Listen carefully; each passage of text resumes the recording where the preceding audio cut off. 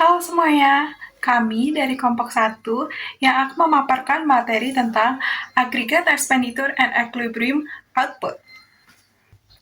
Baik, kita langsung mulai ke materinya. Perkenalkan, nama saya Kezia Nabila Atmaja dengan MPM terakhir 113. Di sini saya akan menjelaskan materi teori Keynesian tentang konsumsi. Keynes menyatakan bahwa konsumsi berhubungan erat dengan pendapatan. Meskipun faktor lain seperti kekayaan dan tingkat bunga, pendapatan saat ini adalah faktor utama dari segalanya. Dari pengamatan Keynes, dua hal penting adalah: satu, jika pendapatan naik, konsumsi juga naik. Dan yang kedua, kenaikan konsumsi lebih kecil daripada kenaikan pendapatan. Selanjutnya ada teori Keynesian tentang konsumsi agregat. Konsumsi agregat itu diasumsikan sebagai fungsi dari pendapatan agregat. Nah, dengan fungsi konsumsi agregat berupa garis lurus, persamaan berikut ini bisa digunakan untuk mendeskripsikan kurvanya. Jadi, C sama dengan A ditambah BY, yaitu output atau pendapatan agregat. C itu konsumsi agregat, A itu titik perpotongan fungsi konsumsi dengan sumbu vertikal, dan B itu kemiringan garisnya. Ini ada contoh grafiknya, itu yang pertama ada titik delta C itu sama dengan 75, dan titik yang kedua itu delta Y sama dengan 100. Nah, untuk mencari C-nya itu kita cari dulu kemiringannya. Nah, cara mencari kemiringannya itu delta C per delta Y. Jadi 75 per 100 sama dengan 0,75. Berarti C sama dengan 100 ditambah 0,75 Y. Selanjutnya itu teori Keynesian tentang konsumsi MPC. Nah, itu kecenderungan marginal untuk mengkonsumsi. Jadi, itu adalah bagian dari suatu perubahan pendapatan yang dikonsumsi atau dibelanjakan. Jadi, kecenderungan marginal untuk mengkonsumsi sama dengan kemiringan fungsi konsumsi sama dengan delta C per delta Y.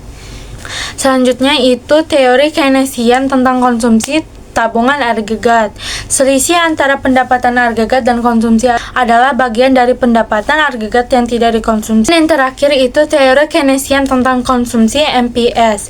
Nah, ini kecenderungan marginal untuk menabung adalah bagian dari suatu perubahan pendapatan yang ditabung. Karena semua pendapatan harus ditabung atau dibelanjakan, maka MPS ditambah MPC sama dengan 1. Demikian penjelasan dari saya tentang materi teori Keynesian tentang konsumsi.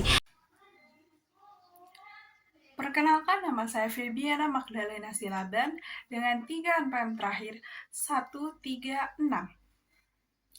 Baik, kita ke materi selanjutnya tentang Determining Equilibrium Output Income, atau dalam bahasa Indonesianya, penentuan output atau pendapatan equilibrium. Apa sih equilibrium itu? Equilibrium jika di bahasa Indonesia kan yaitu keseimbangan, yang dimana terjadi saat pengeluaran agregat sama dengan pendapatan nasional. Nah, kalau disimbolkan yaitu AE sama dengan Y, yang dimana Y adalah pendapatan nasional. Nah, agregat expenditure atau pengeluaran agregat dapat dicari melalui consumption plus investment. Kalau AE sama dengan Y atau agregat expenditure sama dengan pendapatan nasional, berarti barang yang diproduksi semuanya sesuai dengan rencana. Inilah dinamakan dengan titik equilibrium, di mana ekonomi tidak punya dorongan lagi untuk bertambah atau berlebih. Nah, berikut adalah grafik dari titik equilibrium, yang dimana yang vertikal ini adalah AE dan yang horizontal adalah Y. Seharusnya semakin tinggi pendapatan, berarti consumption-nya naik. Jadi grafik Y-nya juga ikut naik. Tapi, jika misalnya pengeluaran lebih besar daripada pendapatan, maka sebuah perusahaan akan meningkatkan output.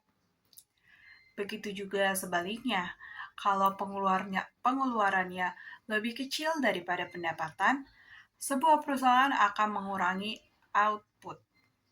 Ini bisa dilihat titik equilibriumnya sesuai dengan gambar yang saya tunjukkan.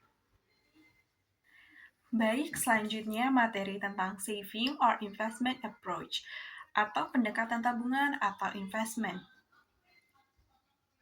Ini terjadi jika equilibrium hanya tercapai jika investment yang direncanakan sama dengan investment atau tabungan. Bisa dilihat pada grafik.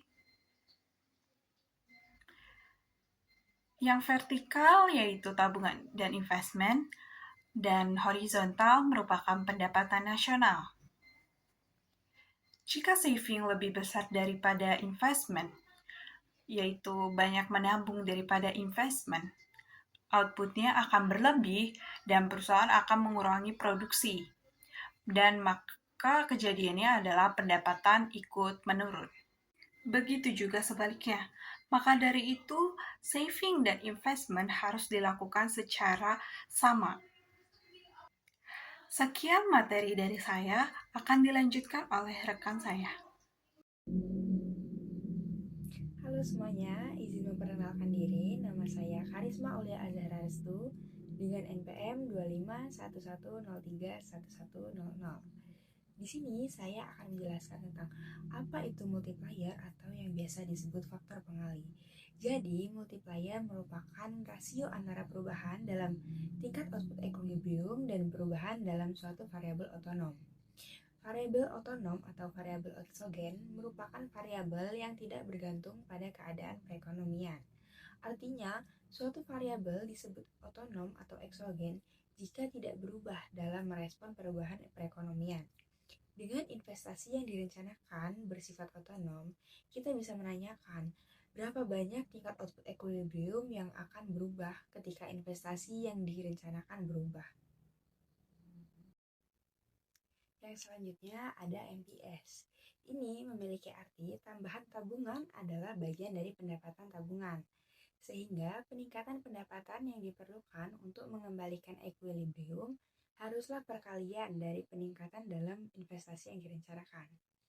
Lalu di sini terdapat rumus-rumus dalam MPS dengan keterangan MPS kecenderungan marginal dalam menabung, AS merupakan perubahan dalam tabungan, delta Y merupakan perubahan dalam pendapatan, delta I merupakan perubahan dalam investasi, dan MPC merupakan kecenderungan marginal dalam konsumsi. Lalu ada paradoks penghematan. Ini ketika tabungan yang direncanakan ditingkatkan, maka pendapatan menurun dan tabungan tidak berubah. Tabungan tidak meningkat karena dalam equilibrium harus sama dengan investasi yang direncanakan, yang ternyata investasinya tetap sehingga tabungan juga tetap. Jika investasi yang direncanakan itu ditingkatkan, maka paradoks penghematan bisa dihindari dan equilibrium baru bisa dicapai pada tingkat tabungan dan pendapatan yang lebih tinggi. Yang terakhir, besarannya di dunia nyata. Analisis yang lebih realistis akan mengurangi besaran multiplier. Beberapa contohnya seperti pembayaran pajak bergantung pada pendapatan.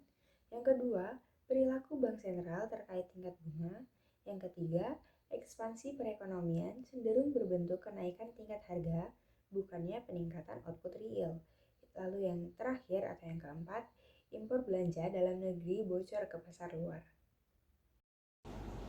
Halo semuanya, perkenalkan aku Della Gracia Pangaribuan dengan 3 NPM terakhir 099. Saat ini aku akan menjelaskan dan menyampaikan materi tentang bab 23 yaitu Aggregate Expenditure and Equilibrium Output. Stay tune ya. Sebelumnya, kalian pernah berpikir gak sih seberapa besar ekonomi suatu negara itu dapat tumbuh? Nah, kita akan mencari tahu jawabannya di bab 23 ini. Pertama, kita akan membahas hal yang paling mendasar, yaitu tentang GDP atau Produk Domestik Bruto. Nah, GDP itu dapat dihitung dengan dua cara, yaitu dari pendapatan dan juga dari pengeluaran. Coba kalian bayangin, kita beli barang di toko, lalu kita akan membayar barang tersebut menggunakan uang kita kan. Uang yang kita keluarkan itu akan menjadi pendapatan bagi si pemilik toko. Dari situlah ekonomi itu bekerja. Jadi pengeluaran satu orang itu bisa menjadi pendapatan orang lain. Sekarang kita membahas agregat output. Jadi agregat output itu apa? Agregat output artinya total barang dan jasa yang dihasilkan oleh pelaku ekonomi dalam satu periode waktu. Contoh, semua pabrik, toko, perusahaan yang ada di Indonesia yang memproduksi barang. Contohnya seperti mie instan sampai dengan mobil listrik. Nah, semuanya itu dihitung sebagai agregat output. Selanjutnya, kita akan membahas agregat income. Agregat income adalah total pendapatan yang diterima oleh semua faktor produksi, yaitu pekerja, pemilik tanah, pengusaha, lalu juga pemilik modal. Nah, jadi makin tinggi agregat output, biasanya pendapatan masyarakat juga itu meningkat. Baik, slide selanjutnya yaitu kita akan membahas tentang investment by companies and plan versus actual investment. Pertama, kita pahami dulu bahwa output ekonomi suatu negara tidak hanya berasal dari konsumsi masyarakat, tetapi juga dari investasi yang dilakukan oleh perusahaan. Investasinya itu biasanya berbentuk pembangunan pabrik baru, lalu pembelian mesin atau peralatan, dan juga penambahan stok barang yang belum terjual atau yang disebut dengan inventory.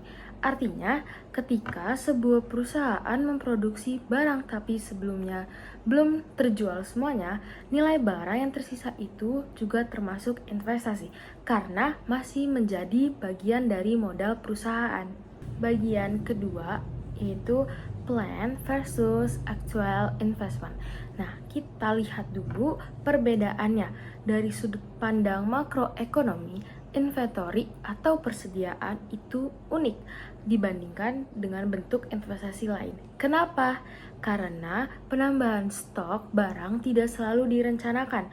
Kadang perusahaan tidak sengaja menambah stok karena penjualan turun atau stok habis karena permintaan melonjak. Nah, di sini kita mulai muncul perbedaan antara plan and actual investment.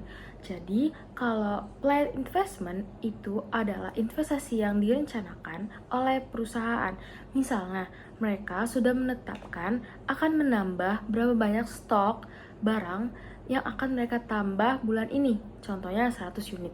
Nah, kalau actual investment itu adalah investasi yang benar-benar terjadi di lapangan. Bisa jadi berbeda dari rencana karena ada perubahan tak terduga seperti permintaan yang lebih besar atau lebih kecil dari perkiraan. Biar nggak bingung, aku kasih contoh kasusnya ya. Jadi, misalnya sebuah perusahaan mobil berencana memproduksi 1000 unit mobil bulan ini dengan harapan semua akan terjual. Namun, ternyata hanya 800 unit yang terjual. Artinya ada 200 mobil tersisa di gudang. Nah, tambahan stok 200 unit itu menjadi investasi aktual yang tidak direncanakan. Sebaliknya, jika penjualan itu melebihi target dan stok habis, maka investasi aktual itu lebih kecil dari yang direncanakan. Baik, slide selanjutnya kita akan membahas tentang plan investment and interest rate atau investasi yang direncanakan dan tingkat bunga. Nah, dalam praktiknya, investasi yang direncanakan oleh perusahaan dipengaruhi oleh banyak faktor seperti prospek pasar, teknologi, dan kebijakan pemerintah. Namun, faktor yang paling utama dan paling mudah kita ukur adalah tingkat bunga atau interest rate. Kenapa? Karena tingkat bunga menentukan biaya meminjam uang untuk investasi. Semakin tinggi tingkat bunga, maka biaya pinjaman naik dan perusahaan akan lebih berhati-hati bahkan menunda investasi. Sebaliknya, jika tingkat bunga itu turun, investasi jadi lebih menarik karena lebih murah untuk dilakukan. Nah, selanjutnya kita akan membahas tentang kurva yang ada di slide yang sudah saya tampilkan. Nah, pertama itu dari sumbu vertikal itu menunjukkan tingkat bunga atau interest rate dalam persen. Lalu sumbu yang horizontal itu menunjukkan jumlah investasi yang direncanakan.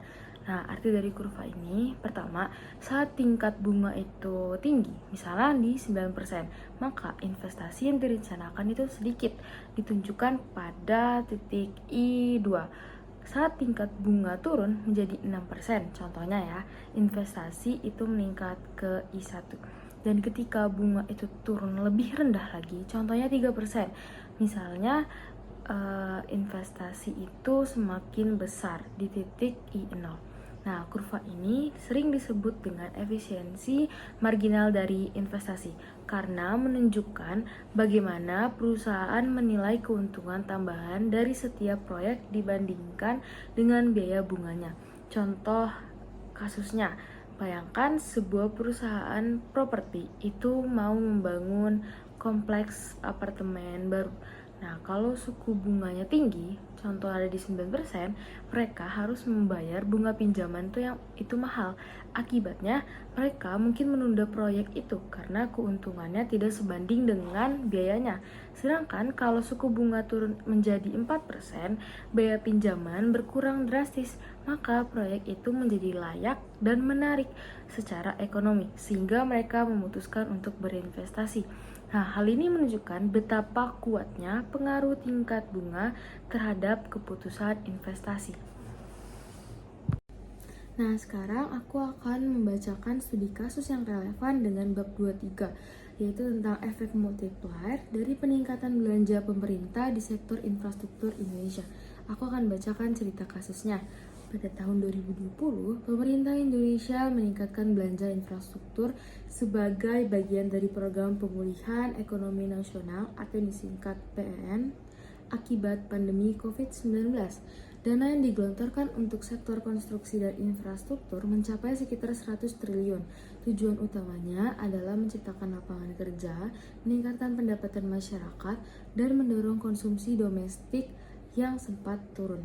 Hasil survei Bappenas tahun 2021 menunjukkan bahwa proyek-proyek tersebut berhasil menambah pendapatan pekerja dan pelaku UMKM lokal karena banyak bahan bangunan dan jasa logistik diserap dari dalam negeri.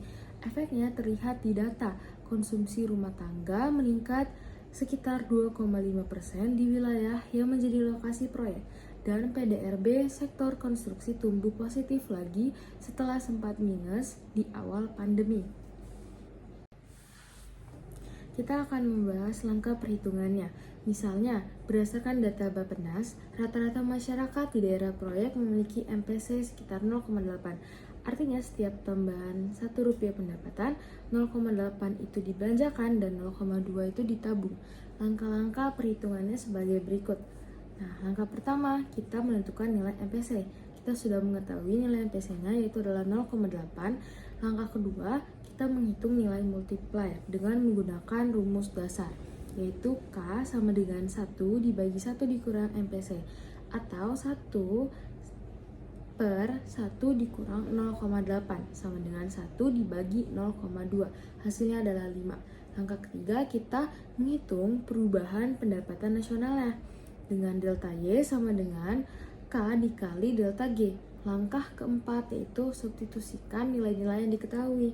Nah, delta Y sama dengan K yang kita dapat yaitu 5, lalu delta G-nya adalah 100 triliun seperti yang ada di kasus yang sudah saya bacakan. Hasilnya adalah 500 triliun. Artinya, secara teoritis, jika pemerintah menambah pengeluaran infrastruktur sebesar 100 triliun, maka pendapatan nasional dapat meningkat hingga 500 triliun karena adanya efek berantai dari konsumsi dan pendapatan yang terus berputar dalam perekonomian. Baik, selanjutnya saya akan memberikan uraian penjelasan tentang studi kasus. Efek multiplier ini bekerja karena setiap pengeluaran awal menjadi pendapatan bagi pihak lain. Sebagian besar dari pendapatan ini kemudian dibelanjakan kembali sehingga menciptakan tambahan permintaan barang dan jasa di pasar domestik. Produsen yang menerima permintaan baru akan meningkatkan produksi dan memperkerjakan lebih banyak tenaga kerja, sehingga tercipta pendapatan baru yang kembali mengalir ke masyarakat. Proses ini terus berlangsung dalam beberapa putaran, hingga sebagian pendapatan disimpan, dibelanjakan ke luar negeri, atau dipungut pajak. Itulah sebabnya efek multiplier di dunia nyata lebih kecil daripada nilai teoritisnya. Namun, studi dari Bappenas dan Kementerian Keuangan pada tahun 2021 menunjukkan bahwa pada masa resesi atau penurunan ekonomi, efek multiplier dari pengeluaran pemerintah menjadi lebih besar karena kapasitas produksi belum penuh dan masyarakat cenderung memiliki MPC yang tinggi. Dengan demikian, kebijakan peningkatan belanja pemerintah di sektor infrastruktur terbukti efektif dalam mendorong pertumbuhan ekonomi nasional. Nah, yang terakhir kesimpulannya. Dari studi kasus ini menunjukkan bahwa peningkatan pengeluaran pemerintah sebesar 100 triliun dapat menghasilkan peningkatan pendapatan nasional hingga 500 triliun. Secara teoritis, dengan nilai MPC sebesar 0,8. Efek multiplier ini menjadi bukti nyata bagaimana kebijakan fiskal dapat memengaruhi output dan konsumsi nasional, terutama dalam masa pertumbuhan ekonomi. Meski nilai aktualnya mungkin lebih kecil karena kebocoran ekonomi, konsep multiplier tetap menjadi alat penting dalam perencanaan kebijakan fiskal di Indonesia. Baik, sudah selesai pemaparan materi dari kelompok kami. Semoga dapat membantu teman-teman sekalian di luar sana. Jika adanya pertanyaan, boleh tinggalkan di kolom komentar di bawah. Sekian dari kelompok kami, terima kasih.